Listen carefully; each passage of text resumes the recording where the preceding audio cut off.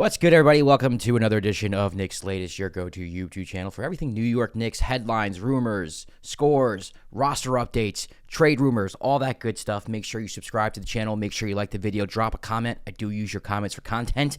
I do answer your questions, so if you have a question that you want answered about the New York Knicks, send it in. I'll give you an answer in a future episode, all that good stuff, but you have to be subscribed, so make sure you do that. It is the most anticipated New York Knicks season since the Ewing era, a season where us Knicks fans can finally say we are expected to go to the NBA Finals. Not can we go, maybe we go. No, we are expected to go. So make sure you subscribe. We're going to be talking about the New York Knicks all season long.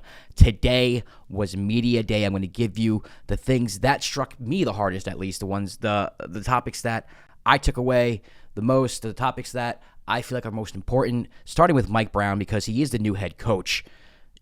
Things are going to change around here, right? He said that the Knicks will play faster this year. There will be a lot more ball movement. Jalen Brunson will be off ball. He did say he will have the ball in his hands during crunch time, though, so things are not going to change during that time of the game. But during the course throughout the game, a lot more ball movement, a lot more Jalen Brunson off the ball. And honestly, I like this a lot. This is something that I wish Tibbs would have done. You know, putting the ball in Jalen Brunson's hands is never a bad thing, but you become very predictable.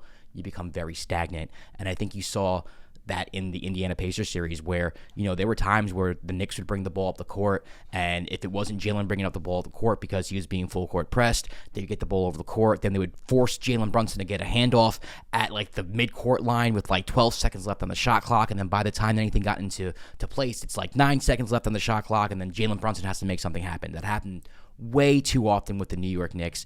I feel way more comfortable with the idea of having sets with Jalen off the ball. So, you know, if Mikal brings the ball up, or if Josh brings the ball up, or even OG or Cat, whatever, we have things that we can go to. We're not lost. We don't feel like we have to have the ball in Jalen Brunson's hands. People are moving. People are cutting. It just makes the most sense. It's something that drove me crazy with Tibbs. I thought they were very stubborn with anything. I mean, on the defensive end, drop coverage, things of that nature, but particularly on the offensive end, not having Jalen off the ball, spotting up and shooting the three, or just as a spotter in general, to me, you are missing out on a lot of different variations of offense and a lot of different ways that you can score the basketball. So it's nice to have an offensive mind who comes in and says, hey, wait a second, Jalen can be off ball too. We can do different things. We can run different sets at different times. You know, we don't have to get the ball to Jalen Brunson at half court with 10 seconds left on the shot clock in order to initiate offense. I think that's going to be a huge thing to look forward to as a Knicks fan. It is something that I was begging for them to do, and it is something that I'm glad that Mike Brown is going to be implementing. I also mentioned the fact that they will be playing faster. This is something that I've also said in the past as well. The Knicks look their best when they're pushing the basketball. They were one of the slowest paced teams in the league last year, but there were times where they would get rebounds and they would run, or they would run on the fast break against teams that they were more athletic than, and they looked great. I just don't understand why they didn't do that more often. You know, Tibbs wasn't one to necessarily slow down the pace. It didn't seem intentional to play a slower paced game, but the Knicks didn't make it intentional to run either. You know, in this modern day NBA, you got to run, and the Knicks have the team to do so. You have OG Anunoby who can run the floor, and they can spot up. Same thing with Mikal Bridges. He can run the floor. He can spot up. You have the personnel who can run the basketball. When Deuce and Jordan get in, they can run as well. It doesn't make sense for the Knicks not to pick up the pace. They are more talented than most teams in the league. You take advantage of that by running the basketball, by picking up the pace. When you slow down the basketball, get into half court, and you clam everything together, you know, you give the defense advantage, in my opinion. You get them set up. You allow them to be more set up. You allow them to have the coverages that they want to have, and it's just, you make your job harder on offense. So to hear Mike Brown say that they're going to push the pace, to hear Mike Brown saying that they're going to be a lot of offense surrounding Jalen Brunson with him off the ball, right away, I'm happy with this decision to make the coaching change. Now, obviously, we don't know what that's going to look like. We will see, but that's what I wanted to hear. If I were to bring in a new head coach, if I was Leon Rose and I was conducting interviews, that's what I would want to hear a head coach say. And Mike Brown, he passed the test so far. It's just media day. We'll see. You know, we haven't seen this team on the court, but definitely a vast improvement of ideology in my mind from last year. Now, one thing that kind of bothered me, I'll say this, he did not commit to a starting lineup. You know, I figured by now you would know, but, you know, he didn't want to say what the starting lineup would be. He said he wanted to wait until training camp and see how they play together and, you know, see what the roster looks like. And I could kind of understand that. You don't know if you're going to start Mitchell Robinson. You don't know if you're going to start Josh Hart. Josh did say that, he does think he's a starter in this league, but it would be selfish of him to demand to start and to feel a certain type of way if he doesn't start. So good attitude there with Josh.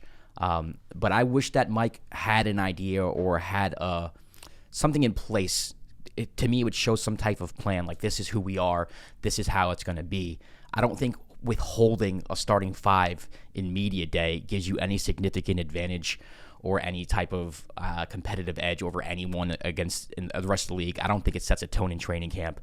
I mean, at the end of the day, Mitchell Robinson and Josh Hart do know they're going to be in the rotation at some point. I think it would just be easier if they knew, okay, I'm starting, okay, I'm not starting, this is what my role is going to be.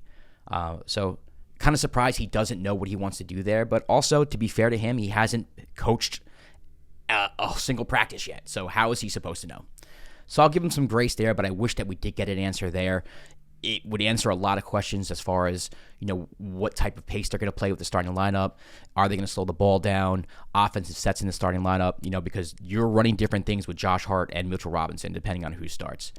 I am one who thinks Josh should go to the bench. I think Josh is way more impactful coming off the bench, injecting energy, flying around. I do think it is a problem having him as a guard or as a wing player who defenses can sag off of. We saw that last year, and that's the reason why Tom Thibodeau decided to make the change in the first place in the Eastern Conference Finals. I just think Josh is better off the bench. I think having Mitch at center in the starting lineup can make up for a lot of deficiencies on a defensive end with Karl-Anthony Towns, maybe Jalen Brunson, and teams getting to the hoop. That makes the most sense to me, but whatever Mike Brown decides to do, I'm down. Just wish that they had a decision made there. We'll close this out. Josh Hart revealed that he re-aggravated his finger, still dealing with the finger injury. He's going to play with a splint for the better half of the year, it sounds like, and he might. I don't know how this works. I never really had a finger injury like that where I'm playing with a splint. So I can't imagine that's comfortable. I don't know what that's going to look like. Hopefully it doesn't affect him too much. He already has confidence as he's shooting the basketball. I can't imagine what it's going to be like now with the splint. Hopefully it doesn't affect him too much. I am a little worried. I'm not going to lie. I mean, you have to – this is a weird thing to say, but you have to have your fingers to pass the ball and then shoot the basketball, right? These are very important extremities. So if he can't follow through correctly, if it's bothering him all year, that's a problem. Because we do need Josh Hart to shoot the basketball. We do need Josh Hart to be comfortable out there on the floor. Now, he's always going to do other things. Josh Hart can go out there with one hand tied behind his back, and he'll make an impact getting rebounds, playing defense, all that good stuff.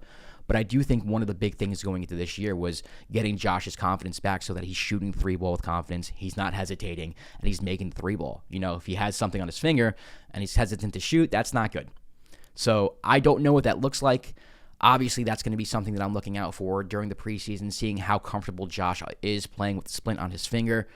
Hopefully, it does not affect his game too much because we do need Josh if we're going to win an NBA title. Now, there was a lot more on Media Day. We'll dissect it more tomorrow.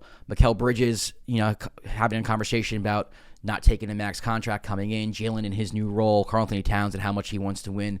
A lot of we're here to win a championship, all that good stuff, all of the rhetoric you want to hear from a championship contending team, saying all the right things. But we'll hit more of that tomorrow. Make sure you're tuned in. Make sure you're subscribed. Drop a question, drop a comment. Maybe I'll take one of those comments and I'll use them for a video tomorrow. See you tomorrow for an episode of Knicks Latest. Peace.